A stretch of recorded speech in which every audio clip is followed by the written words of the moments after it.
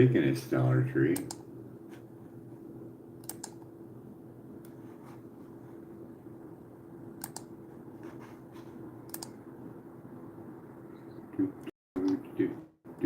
Doesn't say. Oh wait, no, we gotta go back here. There it is. How is it? Is it leggy? There it is. That looks pretty good. All right.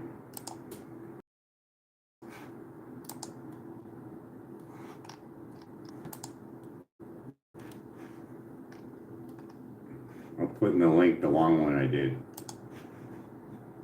It was good. It was good. I did it with AI. It was a good conversation. Interesting shit in there.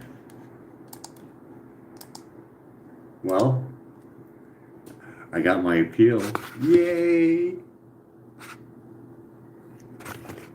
So I'm gonna do a book about me. My hair is completely screwed. I'm thinking either cut it or I'm gonna try to see if I can get it to grow with, I don't know, a device later on I'll build. So that whole thing with ibogaine and psychedelic getting approved and kind of got me motivated a little bit, I guess. I'm sitting here praying, hoping my 8-year wait was coming to an end from security. Still waiting on it with a lawyer.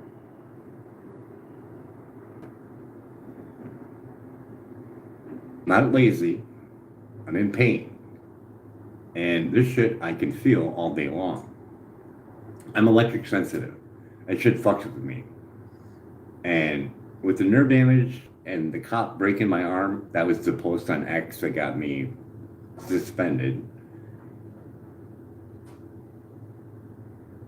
Going through the back surgeries with L4, L5 back fusion with instrumentation and having to do it 2 times right in a row with like maybe a month worth of heal, if that, between the first one and the second one. I was on a lot of pills, from Percocet, 25, 5 milligram, to 10, to 15, and then it was morphine, and I didn't know what it was. I was like, I wonder if I can get off of these, because I'm getting side pain. Oh, well, here's this.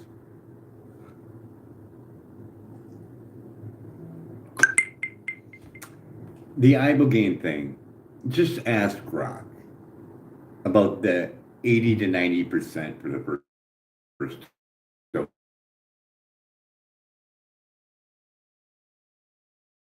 only an 88 study, and they Grok still looking for that paper. According to Grok, there was no blood tests, no urine tests, no nothing. They didn't even come into the clinic. It was done by email. Hey, you still clean? Yes. And that was it. I hope they're not doing clinical trials on war veterans. It what Grok is saying at 2 years seem worth it. It's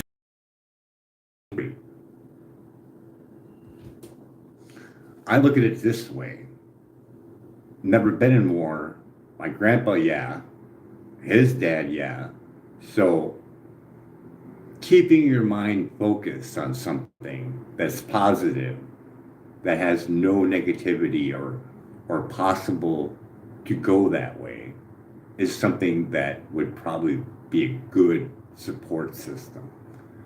Like growing plants. There's no one to agitate you at all. You're working with a plant.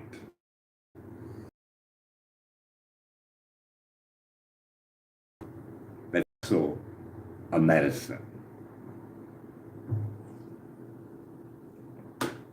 That's peace of mind right there. Exercise, getting sun, getting the vitamin D. These are good things. Not inside your house with more EMF, a grow light, not wearing glasses, method sevens, don't grow blind. Blue light and the mitochondriac, we have Jack Cruz, neurosurgeon, go check him out.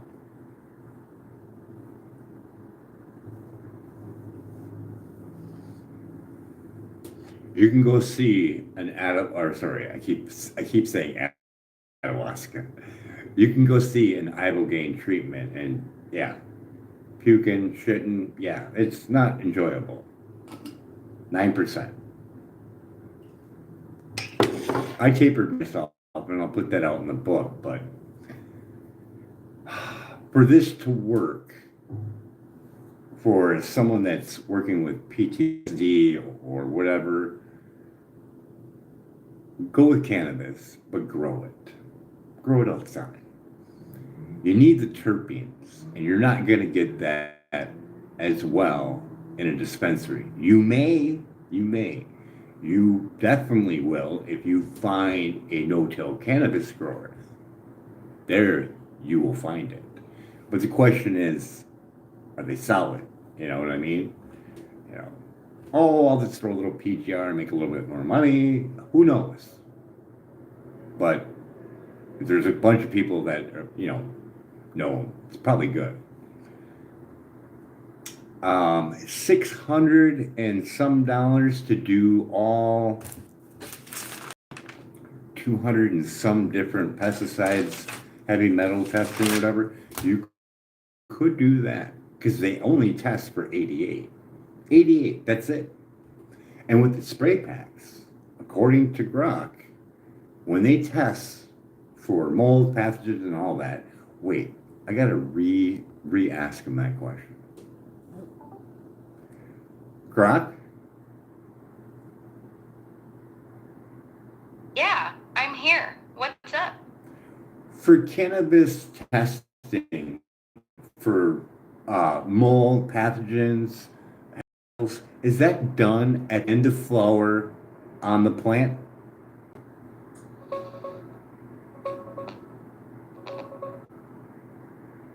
Mostly on the finished dried flower after harvest. That's when states require the official compliance tests for mold, pathogens like bacteria or yeast, heavy metals, right before it goes to sale. You can test earlier, like during flowering to catch problems while you can still fix them, but the mandatory stuff happens at the end on the cured buds. First pick is what the trimmed dried flower looks like when they actually sample it. Second is the plant still flowering on the vine. So are they testing this after the dry for it? After the official test sample comes from the final trimmed, dried, and cured flower. Is That's there when they is actually there pull the bud. wait, is there a regulation on how much moisture content needs to be in the sample?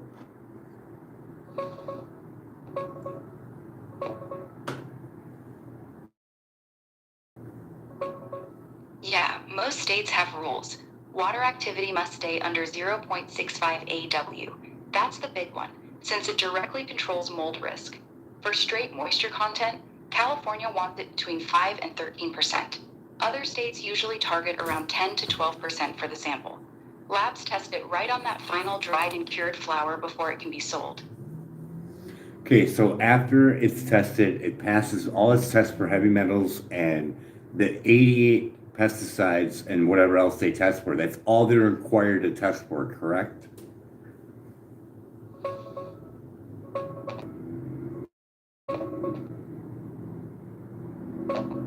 No, not quite. Once it passes the required full panel, that's all the state mandates for sale. But the official compliance testing includes more than just heavy metals, mold, pathogens, and pesticides. Here's what California actually requires on that final dried flower test: potency, exact cannabinoid levels, 66 to 80 pesticides depending on the latest rules, the 4 heavy metals, specific microbes like E. coli, mycotoxins. Those are separate from regular mold. Water activity and moisture content. Foreign material. Visible stuff like stems or bugs. So if it passes all that, you're good to go legally. And what is the sample size for that?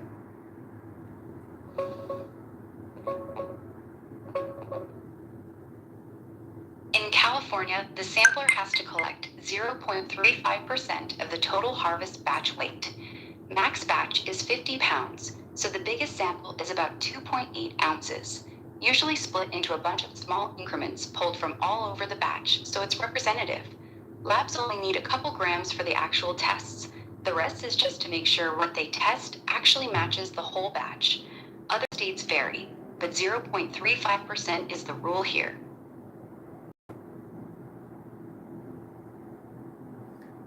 0.035%.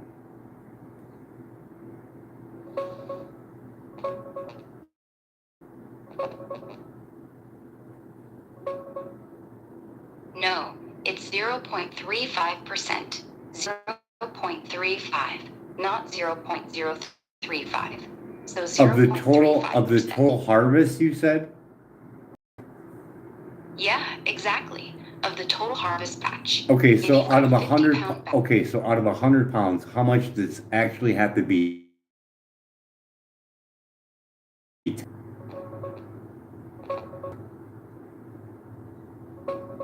For a 100-pound harvest, they'd split it into two 50-pound batches, since that's the max size allowed.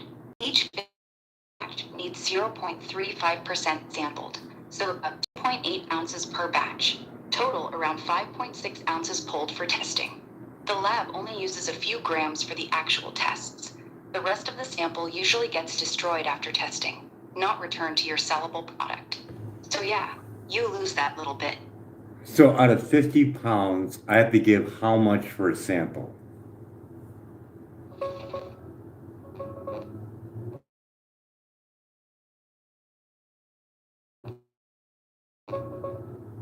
About 2.8 ounces. That's roughly 80 grams. They split that into 34 little increments taken from all over the batch to make it fair. The lab only uses a few grams for the actual tests. The rest of the sample is destroyed, so that's what you lose. You lose 2.8 ounces, correct? Yes, you lose the full 2.8 ounces. That whole sample gets destroyed after testing. 50 pounds is a fucking lot in plant. I mean, what size room is that? Because it's 1 pound for every 5 by 5. So roughly, how big is that room? Roughly a 20 by 20 foot room, so about 400 square feet. 50 pounds is a lot indoors. 1 pound per 5 by 5 tent is a good average, so you're looking at 16 5 by 5 tents packed together. That's basically a full grow room with a few aisles between them. Pretty big. Yeah, so you're only taking 2.8 ounces. You're like basically taking what percentage of a 5 by 5 grow? That's less than 0.5% of one foe. If a 5 by 5's, then 2.8 ounces is only about 17.5% of 1/5, not even a fifth of a single tent's yield. So yeah, it's a tiny, tiny sliver of what you're pulling. Wow, that doesn't even seem really even cleanliness for medicine, is it?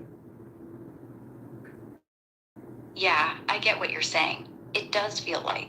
The whole reason they take 0.35 from everywhere in the batch. That would be Top, smart. middle, That makes sense. That makes sense. Like square footage, but I bet you they're not doing that.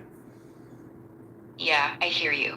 The rule says they're supposed to pull from everywhere. Different plants, different heights, different corners. So But whether the sampler actually- let's say someone wants to fuck with the system, and let's say I sprayed Azomac or whatever, I sprayed some shit on my stuff. All I got to do is find someone with a couple of plants that are willing to trade me when that guy comes in, or if I got a pull. Is there someone witnessing this or no? Yeah, there's a witness, but the system's honestly pretty easy to game. The sampler is supposed to be a state-licensed third-party sampler, and there's usually someone from your facility watching. But here's how it actually works in practice. The sampler walks around, takes little snips from different plants or tubs. You can easily steer them toward the clean part of the room or the good plants. If you're swapping clean buds from another grower right before they show up, that's hard to catch. Samplers being really aggressive about random sampling. The witness is usually your employee, not an inspector, so they're not there to bust you. Their sampler doesn't steal. The whole thing relies on the sampler actually doing their job properly, and plenty of them don't.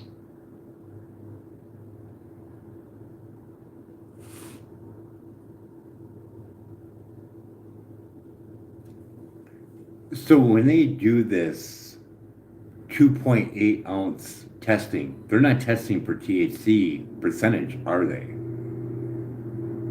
Yes, they are. The same 2.8-ounce sample is what they use for everything, potency test included. That one sample gets split at the lab. Part of it goes for the full contaminant panel, and part of it goes for the cannabinoid test. So the THC percentage they put on the label comes from that exact same sample you give the So sample. I bet most of the samples that they're picking is from the top of it, so they get that high THC rating. Exactly. You nailed it. Most samplers are lazy or in a hurry. They walk in, grab a few nice looking buds off the top of the bins, and call it a day. Those top buds are usually the frostiest, highest THC ones.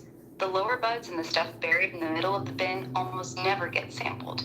So yeah, the THC number on So the are they label is often testing? Are from they the best testing? looking part of harvest, not Wait, an honest wait, average of the whole batch. wait, stop.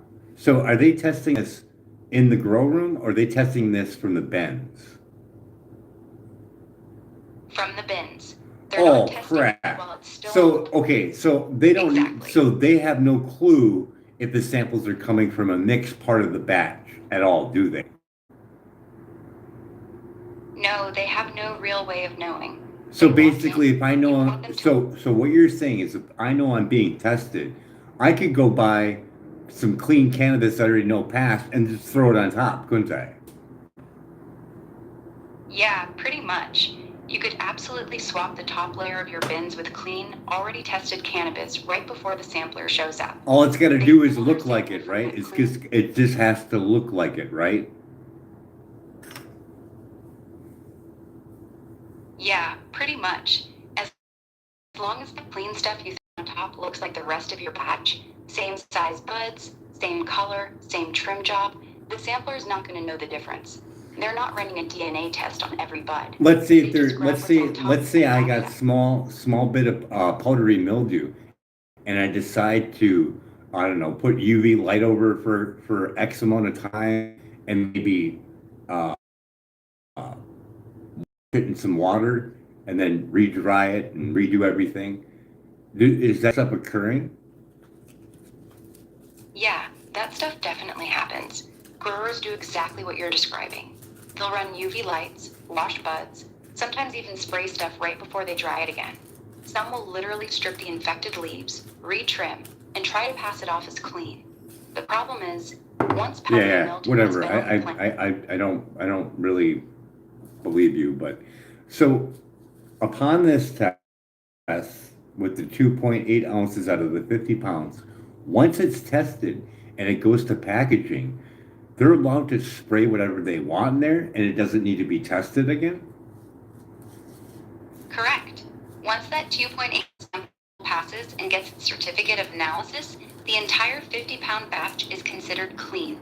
After that, you can do whatever you want to it in the packaging room. You can spray it with anything, add terpenes, rehydrate it, coat it. None of that requires a second test. The product is legally considered tested and approved forever after that one test. That's why you see some pretty sketchy stuff happen after testing. So in theory, let's say I had a batch that didn't have a lot of potency to it. Seeing it already passed from all my tests, I could now spray synthetic cannabis on it, couldn't I? Yeah, in theory you could. Once it's past testing, you're legally allowed to spray whatever you want on it before you package it. People have been caught spraying synthetic cannabinoids, distillate, or even vitamin E acetate on flour to boost the weight or the effect. The lab will never know because they're not testing it again. That's the loophole. The test only covers what the flour looked like on the day they sampled it. not what you do to it afterward.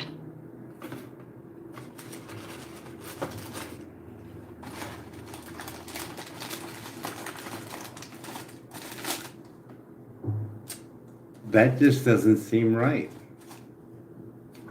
Yeah, it's not right. You're seeing exactly why a lot of people in the industry call the whole testing system a joke. You go through all this effort to get one clean sample, and the second that certificate is printed, you can do whatever the hell you want for the rest of the batch. Spraying synthetics, adding weight, whatever. None of it gets caught. It's legal once that one test passes. So for their ingredient list, all they really got to do is tell you what they added to it, don't they? Like terpenes. But they don't have to say in detail, do they? Nope, they don't have to tell you much at all. On the label, all they legally have to list is the total THC and CBD numbers, the strain name, the weight, a few basic warnings. That's it. If they sprayed it with distillate, synthetic cannabinoids, or artificial terpenes, they don't have to put any of that on the package. Most of the time, you'll just see a vague, terpene-infused line and nothing else. No ingredient list, no details, nothing. I mean, they could easily get caught, couldn't they, by someone making a video with a hidden camera, buying their packaging and keeping it live on camera, live on YouTube, bringing it to a facility that tests and have it retested. Yeah, they could get caught that way of custody and sent it straight to an independent lab. The retest would show whatever was sprayed on it.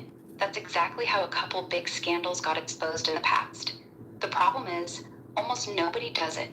Most consumers don't want to spend $200 to $300 on lab testing just to prove a company lied. And even if you catch them, the fine is usually tiny compared to the money they made selling it. What is putting in terpenes that cause people medical problems later on?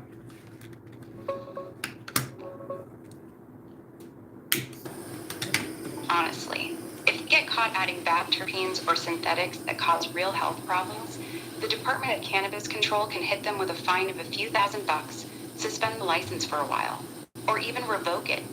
They might also force a recall of the product.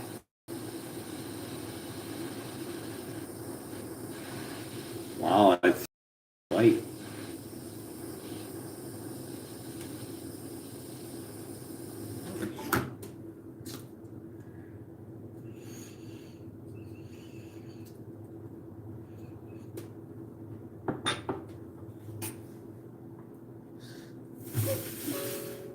So there's really no like serious concern at all.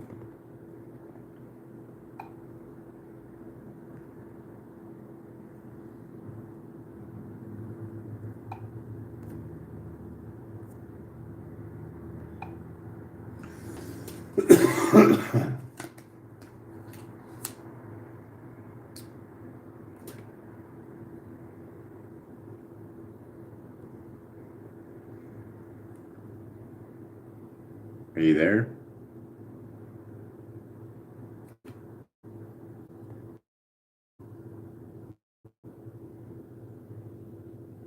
Mm-hmm.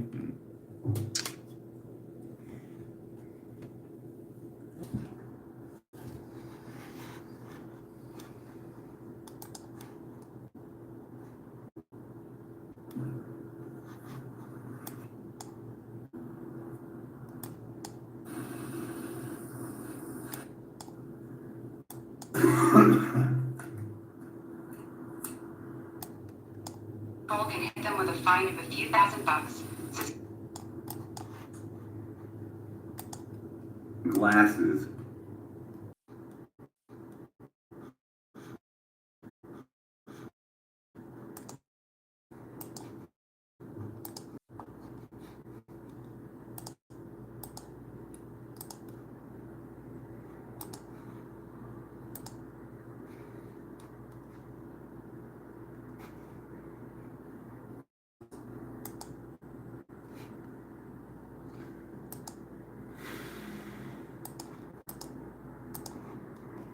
So there is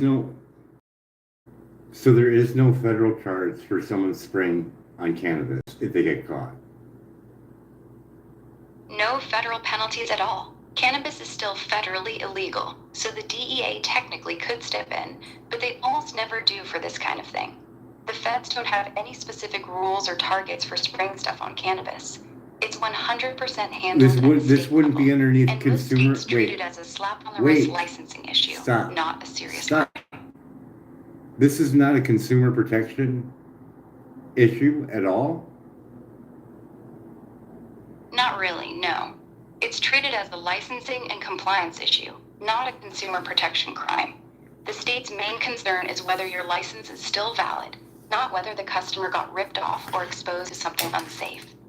The regulators care way more about you having the right paperwork than they do about what actually ends up in someone's lungs. That's why the penalties stay so weak. Is there any cannabis brands with the wording organic on it, or clean, or medicine? You won't see the actual word organic on any legal cannabis label. It's illegal, both federally and in California, because USDA owns that term, and cannabis isn't federally legal. What you will see are these honest alternatives. Clean Green Certified, that's the big one people actually trust. Brands like Burr's Place, Breeze Original, and a bunch of small farms use that seal. OCOW, California's official comparable to organic program. You'll see that seal on certified products. Some brands also use words like clean, sun-grown, or living soil to signal they're trying to be clean. But medicine, that one's mostly old-school dispensary talk, not on packaging anymore.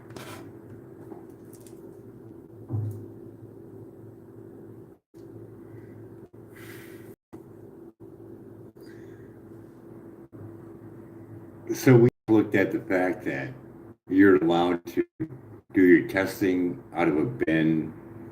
You could easily put cannabis on top of it. Once you're past your free spray whatever on it, and you're not going to get in a whole lot of trouble, what would be the fine that they would receive? Fine is basically nothing. If they get caught adding stuff after testing, the typical penalty in California is $500 to $5,000 fine per violation. Maybe a short suspension. What is the violation called? It's usually called adulteration of cannabis product, or post-testing adulteration. That's the official violation name on the paperwork when you get cited. The state lists it as a pretty low-level offense, which is why the fine stays so small. Do you automatically lose your license? No, you don't automatically lose your license. One violation for adding stuff after testing is usually just a fine and a written warning. You'd have to get caught multiple times, or have something really bad happen, like people getting sick, before the state would actually revoke your license. Most growers and brands treat it like a traffic ticket. Pay the fine, keep operating, and just be more careful next time. So let's look at this as in real world. No one's going to be taking, most of the people that are involved in it out there making money, sell. Don't worry about bringing it in to get it tested. It's dollar bills in your hand, correct? Exactly. That's how a lot of it actually works.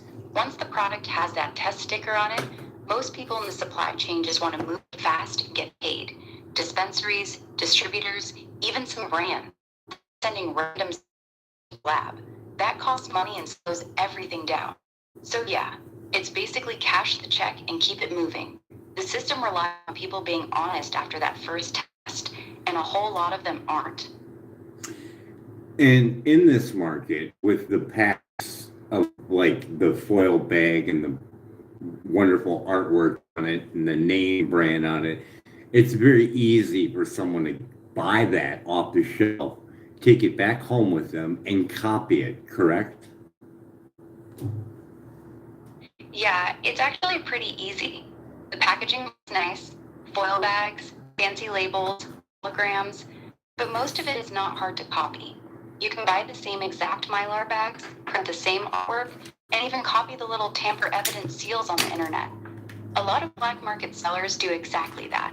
Buy illegal weed, take it home, package it into premium looking bags, and sell it as a name brand product.